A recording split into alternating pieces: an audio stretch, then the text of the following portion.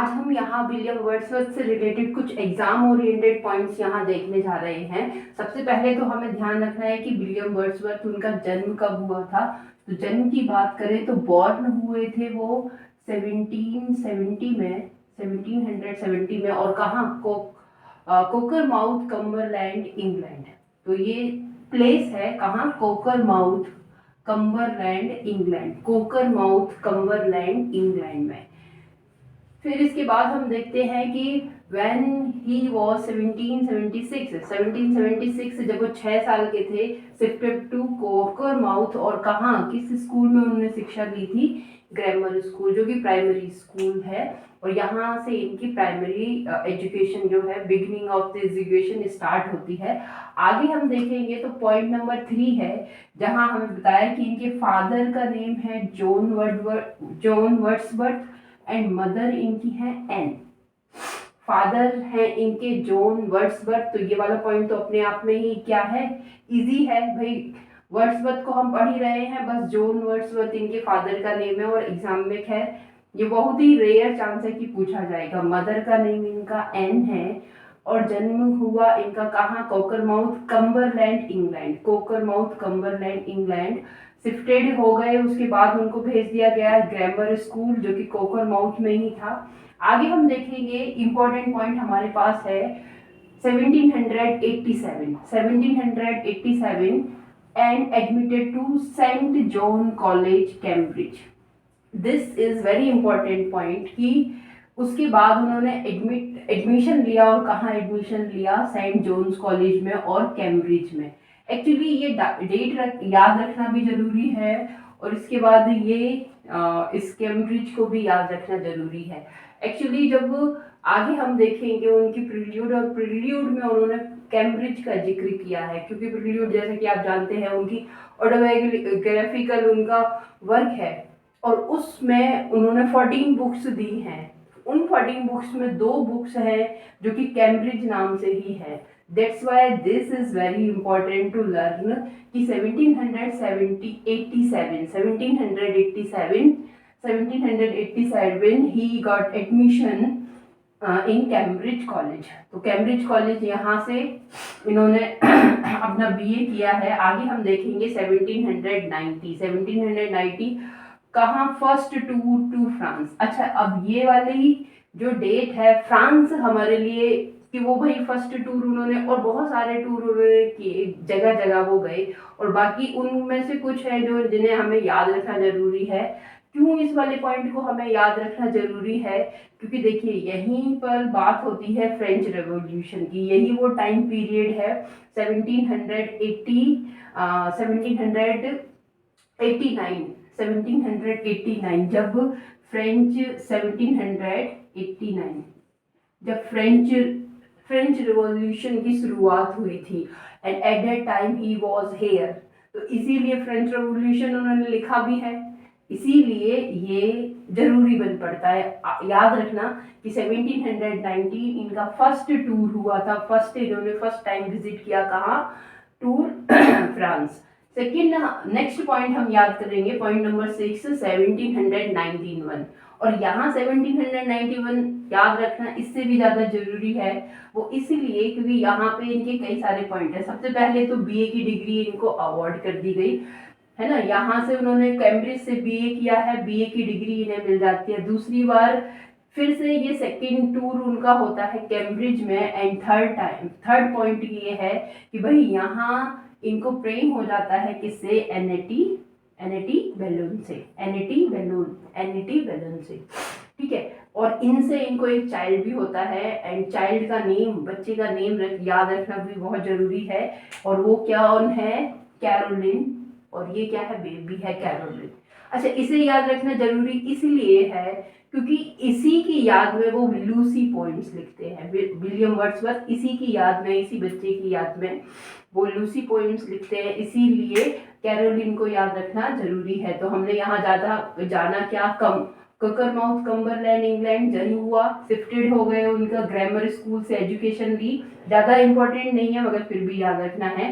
Father John Wordsworth अपने आप ही याद हो जाएगा। मदर नेम एन अपने आप ही याद होना है, इतना इंपॉर्टेंट नहीं है, आज तक तो पूछा नहीं गया। 1787 एडमिशन ले लिया कैम्ब्रिज में, ये याद रखना है 1787। और ये बिगिनिंग, वर्ड्सवर्थ एक ऐसे राइटर हैं जिनका बिगिनिंग फेज है, उसे याद रखना बहुत जरूरी है। यही इनके वर्क आते हैं, यही इनका फ्रेंच रेवोल्यूशन है, यही इनकी पोएम है। स्टार्टिंग के इनके यूं समझिए कि 87 से लेकर, है ना, और आपका 1787 टू 1810 तक का इनका टाइम पीरियड है, 17 तक का, जो इनका याद रखना हमें जरूरी बन जाता है। इसमें से भी बीच में 10 साल हैं जो कि इनके पीक पर है, इम्पोर्टेंट है। आगे हम याद रखेंगे 1790 इनका first tour France, France revolution भी यहाँ पे हुआ है 91, 2 साल का फ्रेंच रेवोल्यूशन, फिर से वापस उनका फ्रांस टूर ही होता है, बीएड की डिग्री इन्हें मिल जाती है और प्रेम में पड़ जाते हैं एनेटी बोलोन की, इनसे इनको एक चाइल्ड होता है। आगे और भी देखते हैं, इसे आप नोट कीजिए। देखिए अब हम देखते हैं पॉइंट नंबर 7, 1793। तो फर्स्ट पोएम इनकी है, जो सबसे पहली पोएम इनकी आती है, first poem an evening walk. First poem है इनकी एन इवनिंग वॉक, और इसे याद रखना इम्पोर्टेंट है। इनकी फर्स्ट पोएम है, इसलिए डेट भी याद रखना जरूरी है, इम्पोर्टेंट है। 1793 इनकी पहली पोएम आती है an evening walk, an evening walk. और कहाँ पब्लिश होती है? डिस्क्रिप्टिव स्केचेस करके इनकी एक मैगजीन है, यहाँ पर ये पब्लिश होती है। और साथ साथ में हमें 1793 इसलिए भी याद रखना जरूरी हो जाता है कि इनका फर्स्ट टूर हो जाता है, फर्स्ट टाइम ये विजिट करते हैं इस प्लेस को जिसका नाम है टिंटन एबे। अब टिंटन एबे अपने आप में ही एक इम्पॉर्टेंट पॉइंट है। इम्पॉर्टेंट इसलिए है कि टिंटन एबे करके इन्होंने इतनी लंबी पोएम लिखी है एक, है ना, और उस पोएम में पूरा का पूरा टिंटन एबे उसका जिक्र किया है, और इनकी ये स्पिरिचुअल पोएम है। पहली बार ये टिंटन एबे जाते हैं 1793 में, और उसके 5 साल बाद ये जाते हैं, और तब टिंटन एबे ये पोएम लिखते हैं। तो पहली बार ये कब गए? पहली बार 1793 में ये टिंटन एबे गए। पॉइंट नंबर 8 हम देखते हैं, और जो कि अपने आप में बहुत इम्पोर्टेंट है, और इम्पोर्टेंट है 1795, it is very important, the reason he met to ST Coleridge।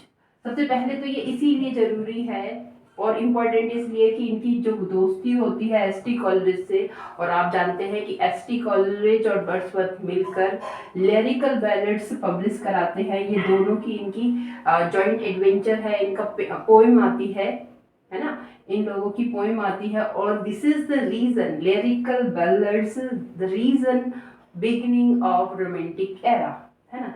तो इन्होंने सबसे कब, तो इसलिए क्वेश्चन बन पड़ता है कि कब ये ST कॉलेरिज से मिले। तो ये सबसे पहले ST कॉलेरिज से मिलते हैं 1795 में, और ये इनका फर्स्ट टाइम है। और इसकी 1795 देखो यहाँ पर ये सेटल हो जाते हैं कहाँ? डॉर्सेटशायर में। सेटल्ड एट रेसडाउन डॉर्सेटशायर, जो कि यहाँ पर ये अब ST कॉलेरिज के पड़ोसी हो जाते हैं। ठीक है, सबसे पहले यहाँ पर मिले 1795 में। आगे हम देखते हैं तो देखो इनका एकमात्र प्ले है, और ये इम्पोर्टेंट है, आया है एग्जाम में, पूछा गया है। और कब लिखा था? 1795 टू 1797, 95 टू 97। तो ये उनका ओनली प्ले है, ओनली प्ले याद रखना अपने आप में ही इम्पोर्टेंट हो जाता है। नेक्स्ट हम देखते हैं, तो ये जो टाइम पीरियड है, as you know it is the starting beginning of romantic era ही यहाँ से स्टार्ट होती है। रीजन कि यहाँ लिरिकल बैलेड्स पब्लिश होते हैं और फेमस हो जाते हैं, not only in Europe, America में भी ये फेमस हो जाते हैं, और इन लोग इन्हें बड़ा मतलब प्रेस करते हैं लिरिकल बैलेड, और यहीं से रोमांटिक एरा की शुरुआत हो जाती है। ठीक है, तो लिरिकल बैलेड्स 1798, ये कई बार पूछा गया है, इट इज़ वेरी इम्पोर्टेंट। और कब? 1798, 1798 आर्ट इज रिट लीजिए 1798 लिरिकल बल्लेट्स पब्लिश्ड होते हैं। बॉर्डरर उनका एकमात्र प्ले है। एसटी कॉलेज से उनकी मुलाकात होती है 95 में और पहली बार ये मिलते हैं एसटी कॉलेज से 95 में और इन्हीं की बदौलत दोनों मिलकर लिरिकल बल्लेट्स को पब्लिश करते हैं। पहली पोएम इनकी इवनिंग वॉक है, डिस्क्रिप्टिव स्केचेस में पब्लिश होती है। सबसे पहले इन्होंने टूर किया था टिल्टन एवे को। Thank you guys, please like share subscribe it for more. Thank you.